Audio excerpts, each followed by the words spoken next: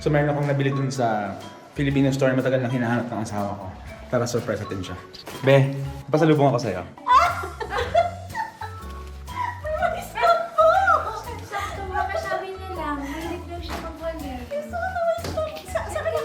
Dun sa Villaria shop, 14 euros, mahal siya pero alam kong isang taon mo lang hinahanap yan eh. Saan daw siya nakabili nito? Hindi ko na tinanong pero... Oh my God, ang ganda ng walis ng buhok. No, diba? Ayan na. Gagamitin na niya. Tagal mo lang hinahanap yan eh. Huwag mo na nung dumating tayo, hinahanap mo na to akin to eh. Oh, ayan. Kaya nung nakita ko, you know, tentene!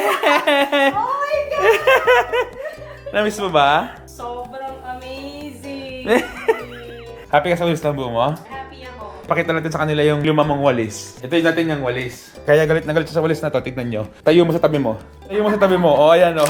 Ito kasi siya. Ganyan siya magwalis. Ang hirap. Sabi ng mga ibang mga nakausap ko dito, sanayan lang din daw, tsaka minsan daw, helpful yan kasi nga ang layo na naabot mo. Pero there's just something sa tambo, no? Well, ito masyadong gagawin kasi I have my new best friend in the house. Parang hindi na ako bibili ng robo vacuum. Kasi walis tambo na. Oh, game, tambo. Yeah!